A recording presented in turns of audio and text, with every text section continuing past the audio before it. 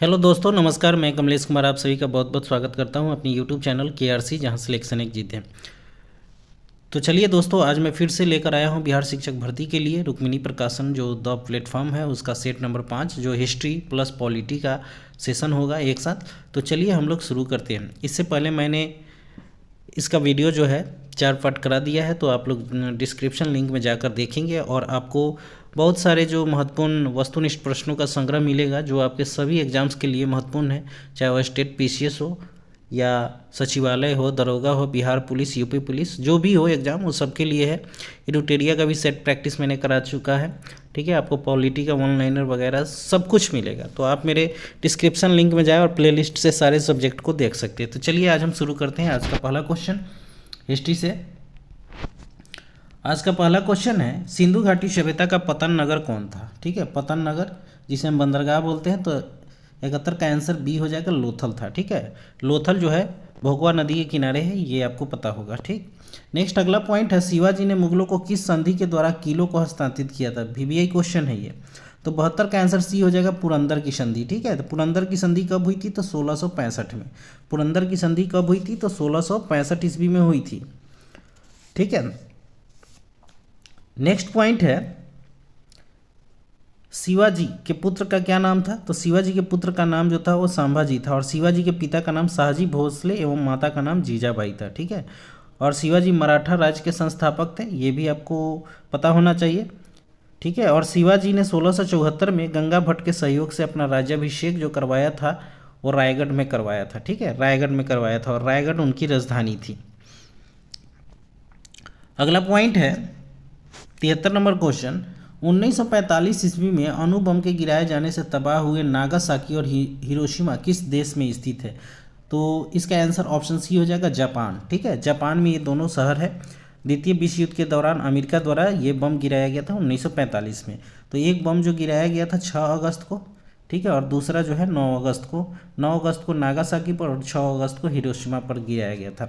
Japan की राजधानी जो है टोक्यो है, ये भी याद होना चाहिए। जापान की राजधानी क्या है? टोक्यो है, और जापान में है जो येन करेंसी चलती है, और जापान के संसद को हम लोग डायट बोलते हैं। ठीक है, नेक्स्ट अगला पॉइंट है आपका, निम्नलिखित में से किस पर अकबर की विजय होने की स्मृति में बुलंद दरवाजे का निर्माण कराया गया था? तो 74 का आंसर जो हो जाएगा ऑप्शन ए हो जाएगा, गुजरात विजय के दौरान। ठीक है, गुजरात विजय के दौरान अकबर ने बुलंद दरवाजे का निर्माण किया था। ठीक है, 1572 में जो है बुलंद दरवाजे का निर्माण कराया गया था अकबर के द्वारा, और कहाँ कराया गया था? तो फतेहपुर सीकरी में। ठीक है, फतेहपुर सीकरी में। नेक्स्ट आगे बढ़ते हैं हम लोग। 75 नंबर क्वेश्चन है, असहयोग आंदोलन को क्यों निलंबित किया गया था? ठीक है, तो 75 का आंसर ऑप्शन बी हो जाएगा, चौरी चौरा कांड जो हुआ था उस घटना के कारण इसे बंद करना पड़ा था। तो चौरी चौरा कांड जो हुआ था 5 फरवरी 1922 को हुआ था, और 1922 में ही गांधी जी ने इसी घटना के कारण असहयोग आंदोलन को स्थगित कर दिया था। ठीक है, असहयोग आंदोलन कब हुआ था ये भी याद रखना है, और इसको भी डेट के साथ आप लोग याद रखेंगे। तो ये जो हुआ था असहयोग आंदोलन 1 अगस्त 1920 को हुआ था। ठीक है, 1 अगस्त 1920 को हुआ था, और कांग्रेस के नागपुर अधिवेशन में असहयोग आंदोलन को मंजूरी मिली थी। ठीक है, नेक्स्ट है अगला पॉइंट आपका 76 नंबर क्वेश्चन, इनाम भूमि किसे दिया जाता था? ठीक है, इनाम भूमि किसे दिया जाता था? तो 76 का आंसर ऑप्शन ए हो जाएगा, विद्वान एवं धार्मिक व्यक्ति को। ठीक है, विद्वान एवं धार्मिक व्यक्ति को दिया जाता था। नेक्स्ट है, भारत छोड़ो आंदोलन का नारा किसने दिया था? VBI क्वेश्चन, भारत छोड़ो आंदोलन का नारा किसने दिया था? तो इसका आंसर हो जाएगा महात्मा गांधी ने। ठीक है, महात्मा गांधी ने भारत छोड़ो आंदोलन का नारा दिया था। भारत छोड़ो आंदोलन जो है 8 अगस्त 1942 को, ठीक है, ये प्रस्तावित हुआ था, और 9 अगस्त को जो है इसे पूरी तरह से शुरू कर दिया गया था। ठीक है, कहीं कहीं आपको 8 अगस्त ही ऑप्शन में मिलेंगे, तो ऑप्शन के हिसाब से आप मार लीजिएगा, लेकिन 9 अगस्त स्पेशली आता है। 9 अगस्त 1942 को भारत छोड़ो आंदोलन जो है पूरे देश में चला था। ठीक है, और 9 अगस्त के दिन ही 0 आवर अंग्रेज़ों ने चलाया था, जिसके तहत मेन जितने भी नेताजी लोग थे उन सबको कैद कर लिया गया था। ठीक है, अगला पॉइंट है आपका, नील की खेती करने वालों के विरुद्ध विद्रोह को प्रदर्शित करने वाले नाटक नील दर्पण के लेखक कौन थे? ठीक है, नील दर्पण के लेखक कौन थे? तो 78 का आंसर हो जाएगा ए, दीनबंधु मित्र। ठीक है, दीनबंधु मित्र। नील दर्पण पुस्तक जो है 1859 में लिखी गई थी। 1859 में लिखा गया था नील दर्पण पुस्तक को। किसके द्वारा? तो दीनबंधु मित्र के द्वारा। इस पुस्तक में नील किसानों की दुर्दशा का चित्रण किया गया है। ठीक है, और गांधी जी ने सर्वप्रथम जो है चंपारण सत्याग्रह जो किया था 1917 में, वो भी वहाँ के किसानों के 3 कठिया प्रथा के लिए किया गया था। वहाँ भी ऐसा ही सिचुएशन था। ठीक है, किसानों और कृषकों को काफ़ी हद तक परेशान किया जाता था। और उस समय जो 3 कठिया प्रथा थी, 3/20 मतलब 20 कट्ठे ज़मीन में से 3 कट्ठा ज़मीन में नील की खेती करना एक अनिवार्य हो गया था। ठीक है, तो ये फैक्ट भी आप लोग याद रखेंगे। अगला पॉइंट है 79, मराठा राज्य का दूसरा प्रवर्तक। ठीक है, सेकेंड फाउंडर किसे माना जाता है?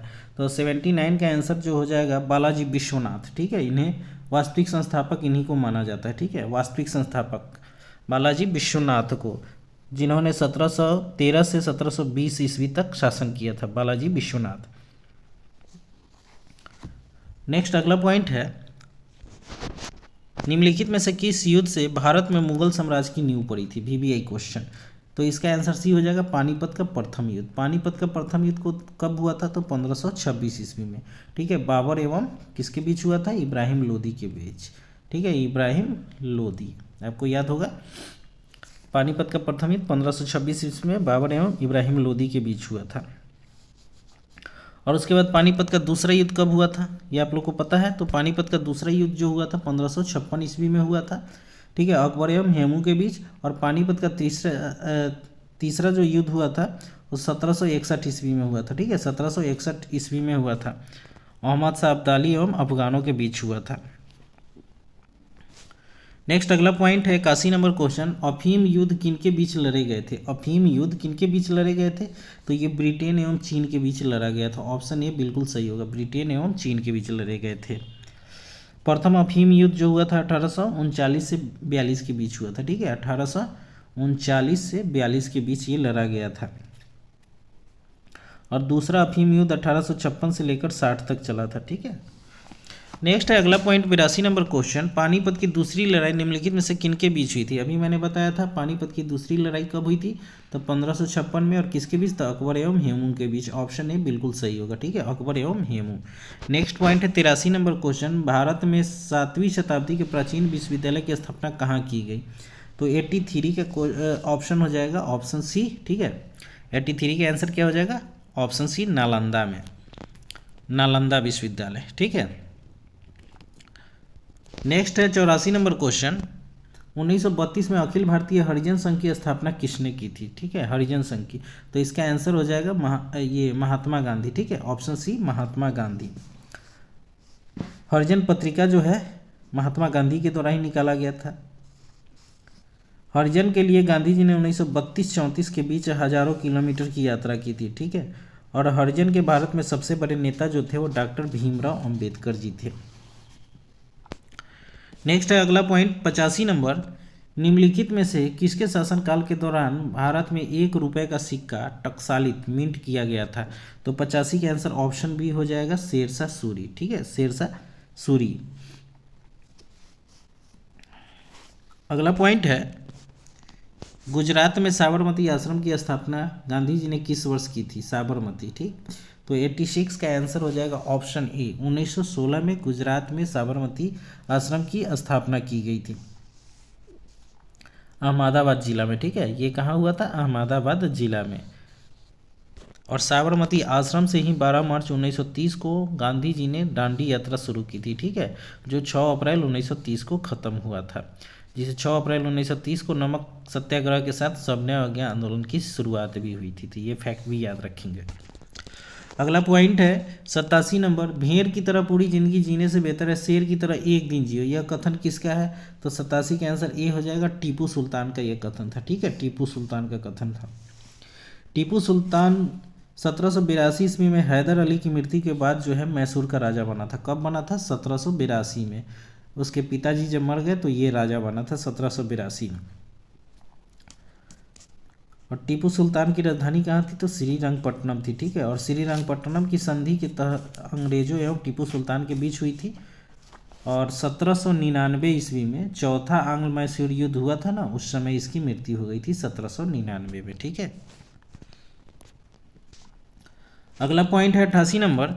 छत्रपति शिवाजी को हराने के लिए औरंगजेब ने निम्न में से किसको भेजा था? ठीक, तो 88 का आंसर हो जाएगा ऑप्शन ई। ऑप्शन ई, उपयुक्त में से कोई नहीं, क्योंकि ऑप्शन ए बी सी में कोई नहीं है। छत्रपति शिवाजी को हराने के लिए औरंगजेब ने जो है राजा राजा जय सिंह को भेजा था। ठीक है, राजा जय सिंह को भेजा था, उन्हीं के नेतृत्व में एक विशाल सेना गई हुई थी।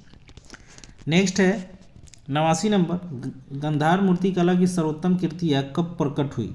तो 89 का आंसर हो जाएगा ऑप्शन बी, कुषाण काल में। ठीक है, कुषाण काल में। और कुषाण काल का संस्थापक कौन था? कुषाण वंश का संस्थापक तो कुजल कटविशेष था। और कुषाण का सबसे प्रमुख राजा कौन था? तो कनिष्क था। ठीक है, कनिष्क। नेक्स्ट है 90 नंबर। मद्रास किस दुर्ग के साथ संबंधित है? वीवीआई क्वेश्चन है, तो 90 का आंसर ए हो जाएगा, सेंट जॉर्ज दुर्ग। ठीक है, सेंट जॉर्ज दुर्ग जो मद्रास में स्थित है। ठीक, अगला पॉइंट है आपका 91 नंबर। पानीपत की तीसरी लड़ाई में मराठा तोपखाने का कमांडर कौन था? VVI question. 91 का आंसर बी हो जाएगा, इब्राहिम खां गर्दी। ठीक है, इब्राहिम खां गर्दी जो था तोपखाने का कमांडर था। नेक्स्ट है पुस्तक सत्यार्थ प्रकाश किसके द्वारा लिखा गया था? VVI question. तो सत्यार्थ प्रकाश पुस्तक के लेखक है स्वामी दयानंद सरस्वती, जिन्होंने आर्य समाज की स्थापना की थी 1875 ईस्वी में। ठीक है, और आर्य समाज का बाइबिल जो है सत्यार्थ प्रकाश को ही माना जाता है। वेदों की ओर लौटो जो है नारा दिए थे दयानंद सरस्वती ने। ठीक है, वेदों की ओर लौटो का नारा किसने दिया था? दयानंद सरस्वती ने। नेक्स्ट है 93 नंबर क्वेश्चन।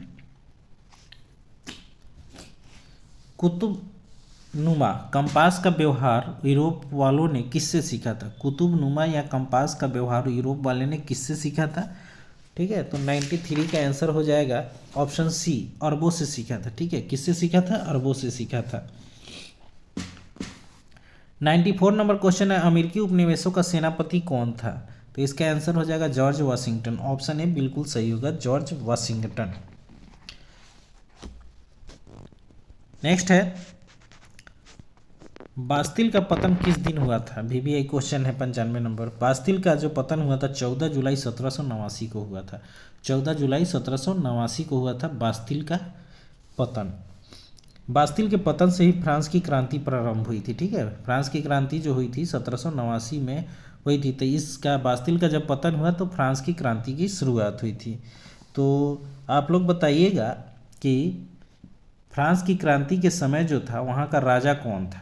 ठीक है, फ्रांस की क्रांति के समय वहाँ का राजा कौन था? एक हिंट्स मैं दे देता हूँ, या दो ऑप्शन ले लीजिए, लुई 14वां और लुई 16वां। तो आपको बताना ही है कमेंट बॉक्स में कि कौन था फ्रांस की राज क्रांति के समय वहाँ का राजा, लुई 16वां था या लुई 14वां था। ठीक है, आप लोग जरूर बताइएगा।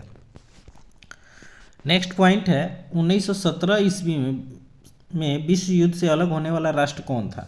तो 96 का जो आंसर हो जाएगा ऑप्शन सी हो जाएगा। ठीक है, ऑप्शन सी, सोवियत संघ। सोवियत संघ जो था 1917 में विश्व युद्ध से अलग होने वाला राष्ट्र था।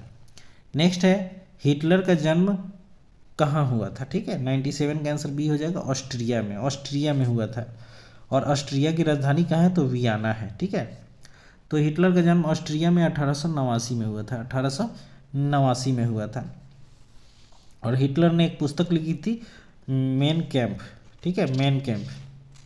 और फ्यूहरर जो था वो, हिटलर जो था फ्यूहरर का नेता था। ठीक है,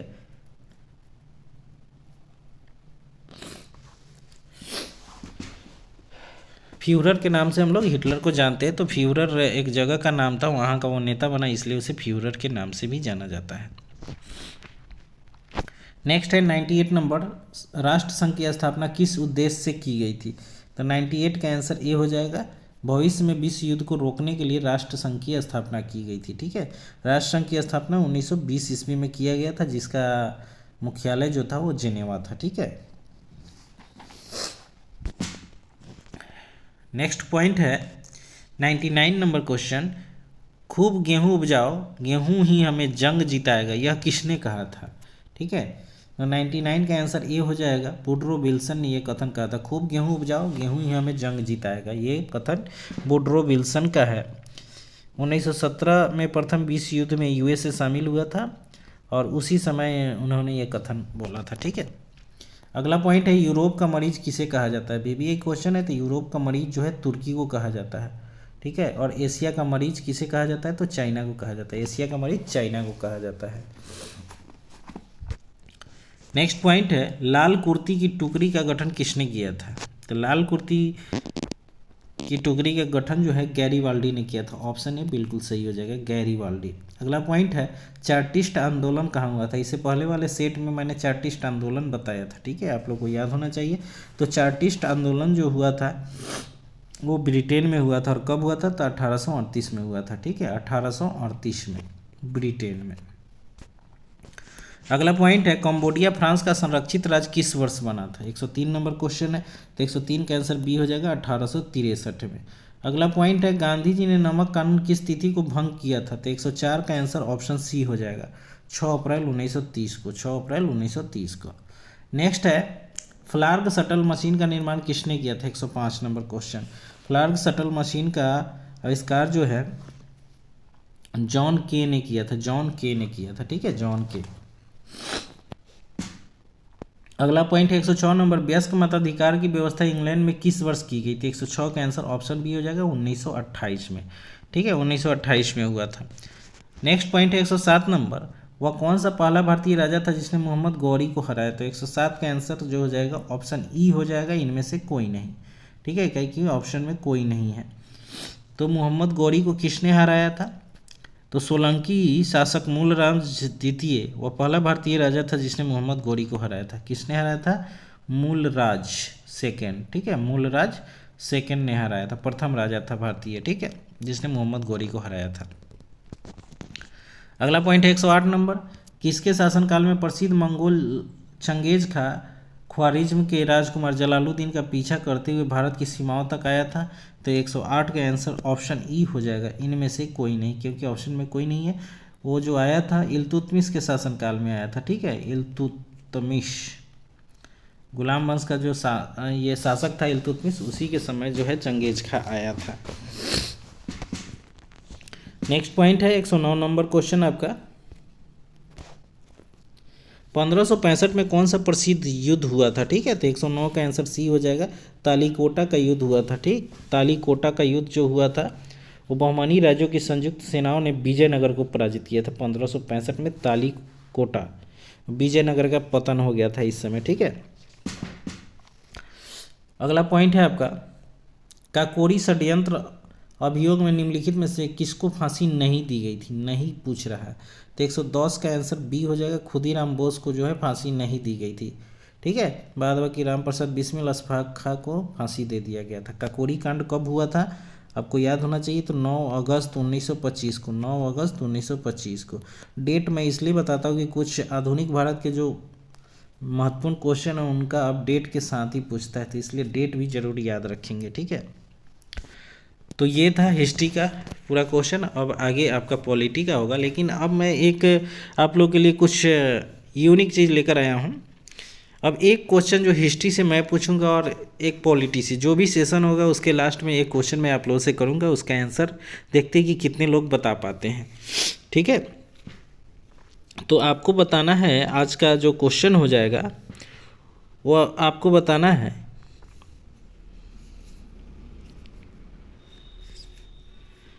क्या पूछा जाए आप लोगों से। आप लोग तो सब लोग पढ़े हुए हैं, अच्छे से पढ़े हुए हैं। अतातुर्क के नाम से किसे जाना जाता है? VBI क्वेश्चन है ये, वर्ल्ड हिस्ट्री का क्वेश्चन है, और बिहार टीचर्स में ऐसे क्वेश्चन पूछे जाते हैं वर्ल्ड हिस्ट्री से, तो उसको इग्नोर मत कीजिएगा। तो एक आज का पहला क्वेश्चन हिस्ट्री का है कि अतातुर्क के नाम से किसे जाना जाता है। आप लोग कमेंट बॉक्स में लिखिएगा ज़रूर, देखते हैं कितने लोग को ये आंसर पता है। ठीक है, तो चलिए आगे बढ़ते हैं हम लोग अपने दूसरे सेशन की तरफ, राज्य व्यवस्था पॉलिटी की तरफ से। ठीक है,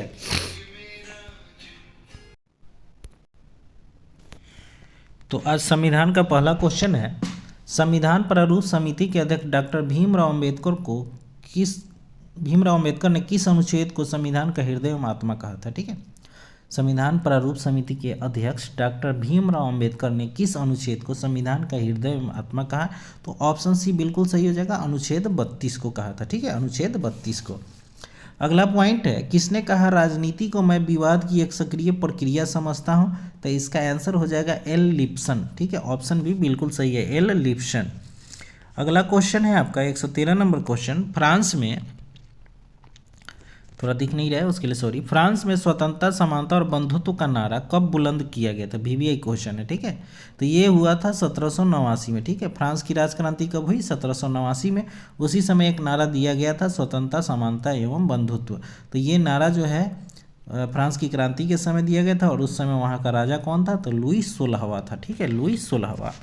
अगला पॉइंट है, किसने लिखा कि स्वतंत्रता का अर्थ बंधनों का अभाव है? क्या कहा था? स्वतंत्रता का अर्थ बंधनों का अभाव है। किसने कहा था? तो 114 का आंसर ए हो जाएगा, हॉब्स ने कहा था, हॉब्स ने कहा था। ठीक, नेक्स्ट है 115 नंबर क्वेश्चन। थोड़ा दिख नहीं रहा है, मैं देख के पढ़ देता हूँ। किसने कहा मनुष्य स्वतंत्र रूप से जन्म लेता है लेकिन सभी जगह वो बंधनों में रहता है? ठीक है, मनुष्य स्वतंत्र रूप से जन्म लेता है लेकिन वह सभी जगह बंधनों में रहता है। 115 का आंसर क्या हो जाएगा? तो ऑप्शन बी हो जाएगा। किसने कहा था? तो रूसो ने कहा था। ठीक है, रूसो ने। नेक्स्ट है अगला पॉइंट आपका 116 नंबर, मौलिक अधिकार निलंबित किए जा सकते हैं किसके द्वारा? तो मौलिक अधिकार जो है वो राष्ट्रपति के द्वारा निलंबित किए जा सकते हैं। ऑप्शन बी बिल्कुल सही होगा, राष्ट्रपति के द्वारा। ये भारत का राष्ट्रपति अनुच्छेद 20 एवं 21 को छोड़कर किसी भी मौलिक अधिकार को कम या समाप्त कर सकता है, लेकिन 20 एवं 21 को वो समाप्त नहीं कर सकता है, कोई भी नहीं समाप्त कर सकता है। ठीक है, अगला पॉइंट है 117, भारत में सांप्रदायिकता के विकास का मुख्य कारण क्या है? तो 117 का आंसर जो हो जाएगा ऑप्शन ए हो जाएगा, अल्पसंख्यक समूहों का शैक्षिक और आर्थिक पिछड़ापन। ठीक है, भारत में सांप्रदायिकता के विकास का मुख्य कारण क्या है? अल्पसंख्यक समूहों का शैक्षिक और आर्थिक पिछड़ापन। नेक्स्ट आगे बढ़ते हैं, 118 नंबर क्वेश्चन है आपका, उच्च न्यायालय के सेवानिवृत्त न्यायाधीश को वकील के रूप में काम करने की अनुमति नहीं होती है। तो आपको बताना है 118 का आंसर ए हो जाएगा, उस उच्च न्यायालय में जिसमें वह सेवानिवृत्त हुआ है। ठीक है, उस उच्च न्यायालय में जिससे वह सेवानिवृत्त हुआ है। ठीक है, वहाँ पर वह मुख्य न्यायाधीश नहीं बन सकता। ठीक, अगला पॉइंट है आपका 119 नंबर, निम्न में से किसका मिलान सही नहीं है? निम्न में से किसका मिलान सही नहीं है? तो 119 का आंसर सी हो जाएगा, महिलाओं पर घरेलू हिंसा अधिनियम 1990, जो कि बिल्कुल गलत है। हिंदू विवाह अधिनियम 1955 में हुआ था, सही है। गर्भ का चिकित्सीय समापन अधिनियम 1971 में हुआ था, लेकिन महिलाओं पर घरेलू हिंसा अधिनियम जो हुआ था वो कब हुआ था? 2005। ठीक है, 2005 में ये घोषित किया गया था, धारा 2005 के अंतर्गत। नेक्स्ट है, निम्नलिखित में से कौन सा विषय समवर्ती सूची का है? तो 120 का आंसर बी हो जाएगा, आपराधिक मामले जो है समवर्ती सूची का है। नेक्स्ट है 121 नंबर क्वेश्चन, ब्लॉक स्तर पर पंचायत समिति क्या है? तो ब्लॉक स्तर पर पंचायत समिति जो है प्रशासनिक प्राधिकरण है। पंचायत समिति क्या है? प्रशासनिक प्राधिकरण है। नेक्स्ट है 122 नंबर क्वेश्चन, निम्नलिखित में से कौन सुमेलित नहीं है? ठीक है, तो 122 का आंसर ई हो जाएगा, उपयुक्त में से कोई नहीं, उपयुक्त में से कोई भी सुमेलित नहीं है।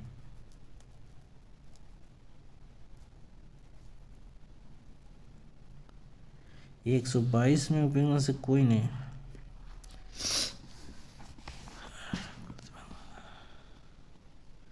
तो सही है अनुच्छेद 23, निम्नलिखित में से कौन सुमेलित नहीं है? क्वेश्चन में ही थोड़ा सा डाउट लग रहा है, सब सही ही है। निम्नलिखित में से कौन सही है? तो उपयुक्त सभी सही होना चाहिए था, थोड़ा सा ये प्रश्न में गलती हो गया है। ठीक है, धार्मिक कार्य के प्रबंधन की स्वतंत्रता 26 में ये सही है, तीनों सही है। इस क्वेश्चन में नहीं लगना चाहिए थे। निम्नलिखित में से कौन सुमेलित है? तो उपयुक्त सभी होगा, एक से अधिक होगा, इसका ऑप्शन ई नहीं डी होगा। ठीक है, किताब में थोड़ा सा गलती प्रिंट हो गया, उसके लिए सॉरी। इसका तीनों आंसर सही है, तो इसमें से नहीं को काट दीजिए और सभी सुमेलित है। ठीक है, सभी सुमेलित है। नेक्स्ट है 123 नंबर, पंचायती राज विषय निम्नलिखित में से किस सूची में सम्मिलित है। ठीक है, तो 123 का आंसर ऑप्शन बी हो जाएगा, ऑप्शन बी, राज्य सूची, राज्य सूची। अगला पॉइंट है संविधान के किस अनुच्छेद के अंतर्गत लोक सेवा आयोग के सदस्य को हटाया जा सकता है। तो 124 का आंसर सी हो जाएगा, अनुच्छेद 317, अनुच्छेद 317। अगला पॉइंट है 2012 में भारत के संविधान में होने वाले 97वां संशोधन का सरोकार किस विषय से है। तो 125 का आंसर ऑप्शन बी हो जाएगा, सहकारी संस्थाओं के गठन एवं कार्य संचालन से, ऑप्शन बी बिल्कुल सही है। अगला पॉइंट है 126 नंबर, निम्नलिखित में से कौन भारत के उपराष्ट्रपति का निर्वाचन करता है। नीचे दिए गए कूट से सही उत्तर चुनिए। 126 का आंसर ऑप्शन ए हो जाएगा, केवल 1 और 2। ठीक है, लोकसभा के सदस्य एवं राज्यसभा के सदस्य जो है उपराष्ट्रपति का निर्वाचन करते हैं। अगला पॉइंट है धन विधेयक मनी बिल कहाँ पुनः स्थापित किया जाता है। ठीक, तो 127 का आंसर जो हो जाएगा ऑप्शन ए हो जाएगा, लोकसभा में। मनी बिल जो है लोकसभा में पुनः स्थापित किया जा सकता है। नेक्स्ट है लोकसभा और राज्यसभा की संयुक्त बैठक किसके द्वारा आहूत की जाती है। तो 128 का आंसर ऑप्शन ए हो जाएगा, राष्ट्रपति के द्वारा आहूत की जाती है, मतलब बुलाई जाती है संयुक्त बैठक। ठीक है, और ये अनुच्छेद 108 के तहत बुलाई जाती है और लोकसभा अध्यक्ष जो है इसका अध्यक्षता करता है। नेक्स्ट है 129 नंबर, निम्नलिखित में से कौन संवैधानिक प्राधिकरण है। कौन संवैधानिक प्राधिकरण है। तो इसका ऑप्शन बी हो जाएगा, केवल 1, 2, 3। ठीक है, राज्य निर्वाचन आयोग, राज्य वित्त आयोग और जिला पंचायत, ये तीनों जो है संवैधानिक प्राधिकरण है।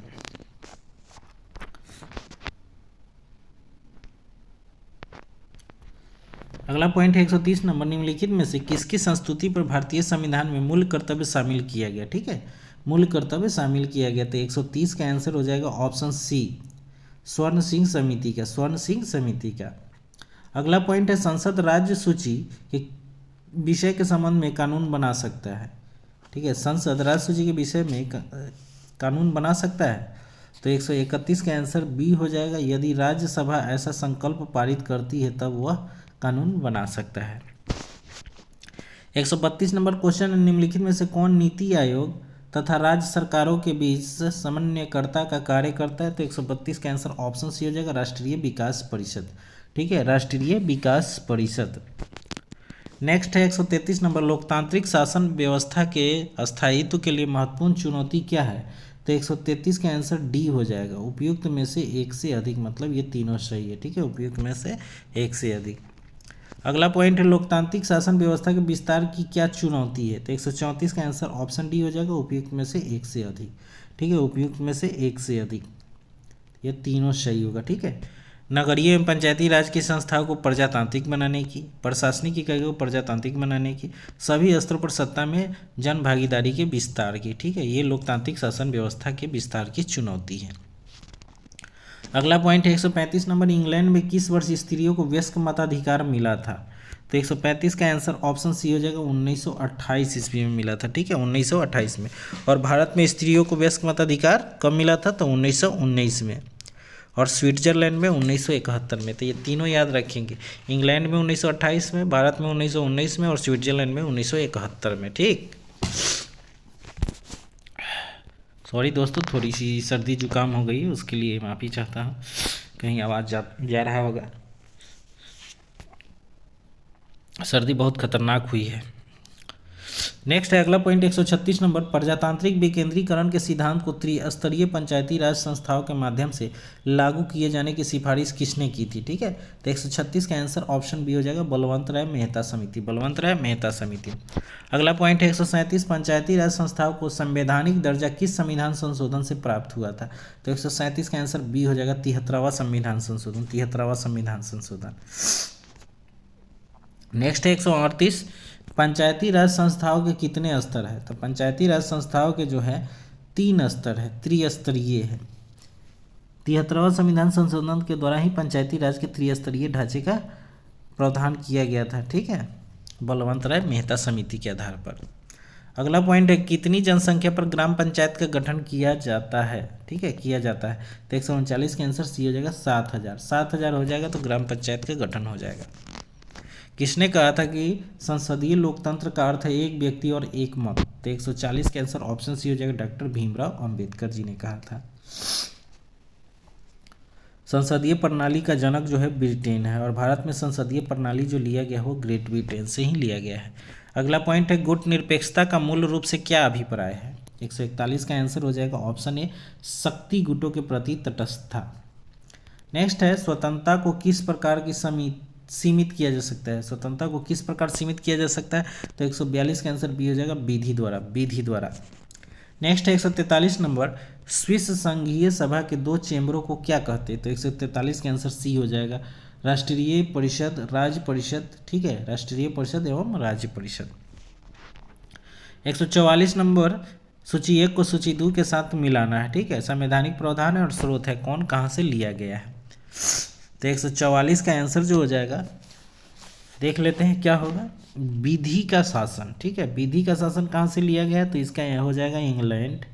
विधि द्वारा स्थापित प्रक्रिया, तो ये जापान से लिया गया है। राष्ट्रपति के विचारार्थ राज्यपाल द्वारा विधेयक सुरक्षित रखना, ये जो लिया गया है कनाडा से। और विस्तृत उभयनिष्ठ सूची जो है ऑस्ट्रेलिया से लिया गया है। ठीक है, तो इस तरह से इसका ऑप्शन ए बिल्कुल सही हो जाएगा, 2 3 4 1। ठीक है, 2 3 4 1। अगला पॉइंट है 145, भारतीय संविधान में है कितने आर्टिकल्स? ये आपको बताना है। तो 145 का आंसर सी हो जाएगा, 400 से अधिक आर्टिकल्स है। ठीक है, 400 से अधिक आर्टिकल्स है, 445 है, लगभग 445 आर्टिकल्स हो गए हैं। नेक्स्ट अगला पॉइंट है 146, सूची 1 को सूची 2 के साथ मिलाना है। यहाँ पर आपको अनुच्छेद और उसके अंतर्गत विषय बताने हैं। ठीक है, तो 146 का आंसर जो हो जाएगा ए होगा, देख लेते हैं, ए होगा 1 2 3 4, मतलब पूरा मिला हुआ है 1 2 3 4। अनुच्छेद 54 भारत के राष्ट्रपति का निर्वाचन, अनुच्छेद 75 प्रधानमंत्री और मंत्रिपरिषद की नियुक्ति, अनुच्छेद 155 राज्य के राज्यपाल की नियुक्ति, और अनुच्छेद 164 राज्य के मुख्यमंत्री की नियुक्ति। ठीक है, तो ये था आपका, बहुत ही इंपॉर्टेंट चीज़ है ये, आप लोग जरूर इसको याद रखिएगा। नेक्स्ट आगे बढ़ते हैं हम लोग, 147 नंबर, सूची 1 को सूची 2 के साथ मिलाना है। फिर वही चीज़ आ गया, सूची 1 और सूची 2 को मिलाना है। कौन सा भाग में कौन सा सब्जेक्ट है ये आपको चुनना है। ठीक है, तो 147 का हम आंसर देखते हैं, ऑप्शन ए ही होगा, 3 1 4 2। ठीक है, 3 1 4 2। तो भारतीय संविधान का भाग जो 9 है वो पंचायत से है, भाग 8 जो है संघ क्षेत्र से है, भाग 4 के ए में मूल कर्तव्य है, और भाग 9 के ए में नगर पालिका है। ठीक है, इस तरह से ऑप्शन ए बिल्कुल सही। 148 नंबर, न्यायालय उपधारित कर सकता है कि अपराध घटित करने वाला कोई व्यक्ति अस्पृश्यता के आधार पर किया गया, यदि ऐसा अपराध के संबंध में क्या किया गया है। ठीक है, तो 148 के आंसर ऑप्शन ए हो जाएगा, अनुसूचित जाति के सदस्य। ठीक है, अनुसूचित जाति के संबंध में ऐसा किया गया है। नेक्स्ट अगला पॉइंट है 149 नंबर, फिर यहाँ पर वही अनुच्छेद दिया गया है और विषय दिया गया है, कौन सा किससे सुमेलित है ये बताना है। तो 149 का आंसर जो हो जाएगा, अनुच्छेद 40 में ग्राम पंचायतों का गठन है, सही है। अनुच्छेद 41 में क्या है, कुछ दशाओं में काम, शिक्षा और लोक सहायता पाने का अधिकार है, तो काम पाने का अधिकार 2 में हो गया। ठीक, अनुच्छेद 44 में क्या है, अनुच्छेद 44 में समान नागरिक संहिता है, ये भी सही है। और अनुच्छेद 48 में कृषि एवं पशुपालन का गठन है। तो 1 2 3 4 ये बिल्कुल ऑप्शन ए सही होगा। ठीक है, और आज का लास्ट क्वेश्चन जो है 150 नंबर, देख लेते हैं हम लोग, राष्ट्रपति के निर्वाचक मंडल के सदस्य कौन कौन होते हैं। ठीक है, तो 150 का आंसर जो हो जाएगा ऑप्शन सी हो जाएगा, 1 3 4 सही है। ठीक है, 1 मतलब संसद के दोनों सदनों के निर्वाचित सदस्य सही है, और उसके बाद सभी राज्यों के विधानसभा के निर्वाचित सदस्य सही है, और दिल्ली और पांडिचेरी विधानसभा के निर्वाचित सदस्य। ठीक, तो 1 3 4 बिल्कुल सही है। तो राष्ट्रपति के निर्वाचन में ये सारे लोग भाग लेते हैं। तो दोस्तों ये था आज का सेशन, जो हिस्ट्री और पॉलिटी का रुक्मिणी प्रकाशन द प्लेटफॉर्म का ये 5वां सेट है, जो बिहार शिक्षक के लिए रामबाण है। तो आप लोग ज़रूर पढ़िए, हो सके तो बुक खरीदिए। बुक खरीदने से आपको फ़ायदा ये होगा कि आप इसका जो डिस्क्रिप्शन दिया हुआ है काफ़ी अच्छा एनालिसिस करके दिया हुआ है, वो चीज़ को भी पढ़ेंगे तो उससे रिलेटेड आपको बहुत सारे क्वेश्चन याद हो जाएंगे। और मैं आप लोगों के लिए एक और सजेशन दूंगा, ऐसे मैं तो आप लोग कहिए कि मास्टर बन रहा है, ऐसी कोई बात नहीं है। लेकिन मैंने बहुत सारे एग्ज़ाम्स दिए हैं और अभी मैं जॉब में ही हूँ, रेलवे में हूँ।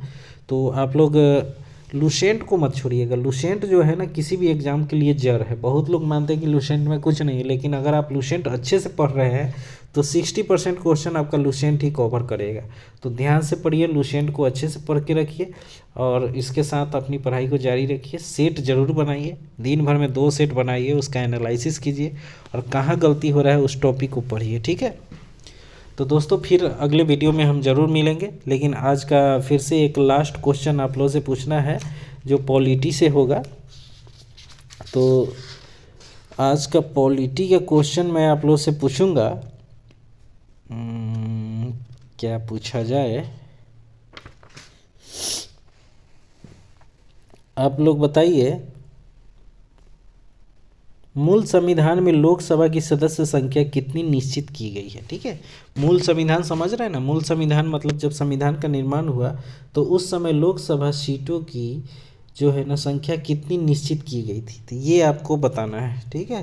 तो आज का ये सेकंड क्वेश्चन है पॉलिटी से और फर्स्ट क्वेश्चन मैंने पूछा था हिस्ट्री से कि अतातुर्क के नाम से किसे जाना जाता है। तो ये 2 क्वेश्चन आप लोग देखते हैं कि कितने लोग इसका आंसर बताते हैं। तो चलिए दोस्तों फिर मिलते हैं अगले वीडियो में, तब तक के लिए अपनी पढ़ाई जारी रखिए। धन्यवाद दोस्तों।